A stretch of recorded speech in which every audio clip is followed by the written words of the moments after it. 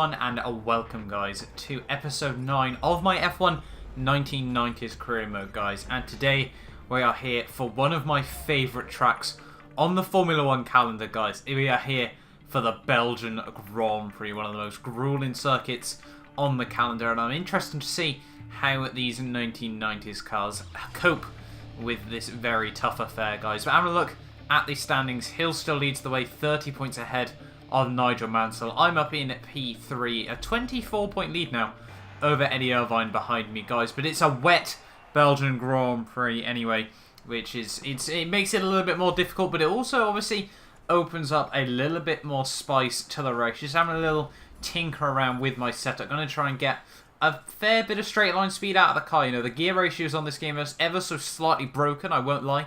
You know, the car won't do 214 miles an hour, but, you know, I want to try and get it as close to that as I possibly can, guys. Okay, guys, let's get these changes made. So Jeff there just confirming that we will be getting the changes made to the car, lowering the wing angles ever so slightly there. But I'm ready then for the Belgian Grand Prix, guys. I think we've got Damon Hill on the pole or Nigel Mansell. It'll be one of the two. It's fairly consistently one of the pair, and you know we kind of need Hill and Mansell to have a bit of a bottle today at this race, guys. But as I said, yep, Damon Hill is on the pole. My teammate Schumacher in P5, and myself, Gerhard Berger, down in P9 here. Not exactly the ideal starting position for this Grand Prix, guys. But on the grid then, going to put it in lean so we try and get some very good traction out down towards turn 1, guys. But it's 5 lights for the Belgian Grand Prix, and it's lights out, and away we go, and off to a fairly mediocre start on the whole there. Prost got a bit of a good start. Coulthard kind of bottled his a bit, but down towards turn 1, going to try and keep it clean. The Scheckter comes across me there, you know, and I just try to have to avoid him, but we've made a couple of positions up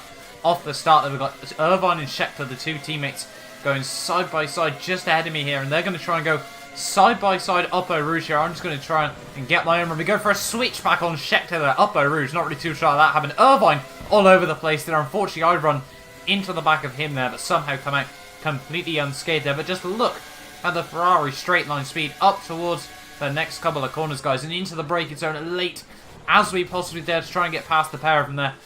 Scheckter, I think, and Irvine both still try and hold on there, but I go right around the outside, run a little bit wide through the exit of the corner, but I do move up now into P5 of this Belgian Grand Prix, guys. But coming towards the end of lap 2, my teammate Schumacher has completely bottled it there. Not really too sure what has happened to him there, but unfortunately he has lost out on a huge amount of time there in a handful of positions. But now Eddie Irvine is going to try and have a look around my outside up towards Blanchemont here. What's he going to be able to do from the move? He's going to try and hold it, but I keep it down the inside there, side by side up towards the final chicane.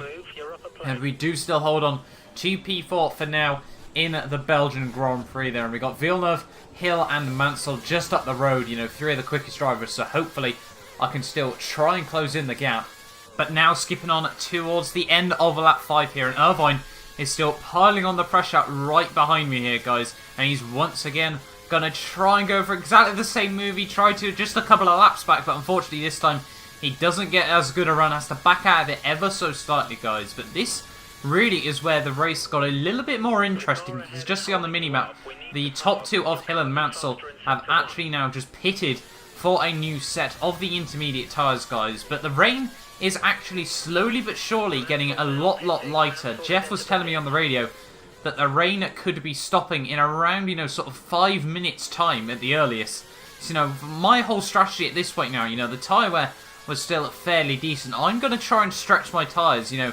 If the rain doesn't stop, I might just be able to take him right to the very end of the Grand Prix. If, on the other hand, the rain does stop, then I'm just going to try and go on to a set of the dry tyres for the final few laps of this Grand Prix, guys. But at the end of lap 6, you could just see how much less the rain is now. You know, it stopped raining basically altogether, and now it's just trying to get all the surface water off the racing line there. But Villeneuve dives it into the pit lane as well. So up to the race lead I go now, and this, you know, we've got to sort of hope that the rain does stop within the next couple of laps, because Irvine and Hill are both closing in on me absolutely rapidly. You know, they're only about sort of, I think, 8 seconds back at this moment in time, guys. But coming on now onto the end of lap 7, the start of lap 8, guys. And Jeff now is getting very close to the dry tyres now in this Belgian Grand Prix, guys. As we come down towards Eau Rouge, though, Jeff is going to give me the news I wanted to hear. We think it's time to switch over to the dry tyre. Pit in and change your tyres. So that is absolutely perfect for myself. Mansell has just gone quickest there, guys, but we are going to dive it down into the pit lane on the end of this lap. Move on to a set of the option tyres here. You know, this is really where the race is won or lost. Is the track dry enough to be moving on? You know, I was a little bit sceptical whether Jeff was sort of calling it a little bit early, but, you know, we're going to put a lot of trust into him as he knows more about this game than I certainly do, guys. But just having a look, you know, we need a good, clean pit stop here, and unfortunately, we have been held just a little bit there, a 5.5 second stop. Not exactly perfect there, but this is going to be the moment of truth. If these dry tyres are really up to what I need to them to be, you know, there's about a 10-second gap to Mansell and Hill right at the very front of this Grand Prix. And to close that down in 2 laps on equal tyres, it's just not going to happen, you know. They're both quicker drivers than myself as well, so, you know, we really need to gain as much time as we possibly can in the next couple of laps of this Grand Prix. But first up is Jacques Villeneuve there, and just look into the first braking zone. How much time we have closed in on him, guys, as we come through the second sector now. And just look, Villeneuve, he's getting so much closer, and he brakes suddenly. Not really too sure what that was all about from Jacques Villeneuve there, but he completely parked it. You know, he almost came to a stop. You know, I nearly ran right into the back of him there. But up to P3 I go, and these dry tyres seem to have really been a bold strategy call from the team. But skipping on now to lap 10, and Mansell and Hill still haven't opted to pit. You know, they're going to try and take their intermediate tyres right to the very end of the Grand Prix at this moment in time. You know, it's looking like it's not going to be the best strategy call from them, but it's looking like I'm going to be the only person that has opted to go onto a set of the dry tyres towards the end of this Grand Prix. And just look at the gap just completely closing down to Mansell and Villeneuve, guys. We're going to dive it down the inside of Mansell into the hairpin there, and Hill, he's just going to be completely defenceless to my attacks there as we go past him there. He gets the wheel on the curb, turns into the side of me there, but we go right around his outside, through no-named corner, and up into the lead of the Belgian Grand Prix we go, guys, as we come through Pouon now. You can just see how much extra grip we have got, and now coming on into the final bus stop of this Belgian Grand Prix, guys. It was a bit of a strategy masterclass, if I do say so myself, but down towards the line, and we're going to come through to win the Belgian Grand Prix.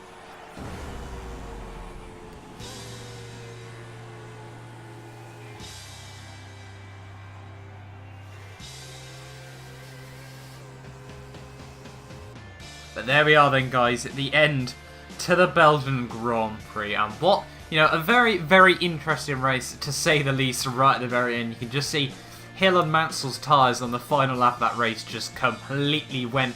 So I ended up winning the Grand Prix by 31 seconds, near enough. So very, very happy with that result in the end, you know.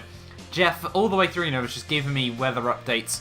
You know, when was the track going to get dry enough to go onto the dries, and was I able to stretch the tyres far enough into the race to make it work. But, you know, we take home our second win of the season there, obviously, after winning Germany just a couple of races back, and that will give us another helping 25 points there. But Damon Hill, as I said, and Nigel Mansell round out the podium there. Eddie Irvine, another 4th place for him. Very, very consistent throughout this season so far. Jody Scheckter, P5, a good result from him, with David Coulthard in P6, Alain Prost P7, Villeneuve 8th, Ralf Schumacher P9, Jean Alesi 10th, my teammate Mug Schumacher, after what I'm pretty certain actually turned out to be brake failure, P11, and Ivan Capelli once again rounds out the field there, guys. But having a look then overall at the standings, and we are now just 50 points behind Damon Hill. And, you know, I think to catch him might be a bit of a tall order, but, you know, Nigel Mansell only 17 points up the road. You know, perhaps we could catch him in the last 6 races, I think,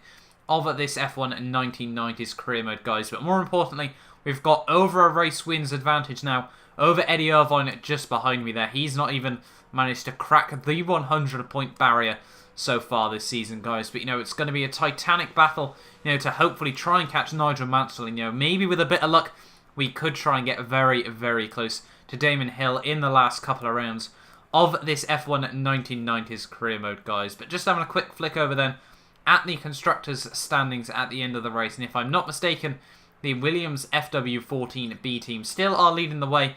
Sorry, the FW18 team are actually leading the way there. I do apologise for that. With the 14B team in P2 there, guys. But hopefully, you guys have enjoyed this video. Do not forget to like, subscribe, and I will see you guys next time. Yeah.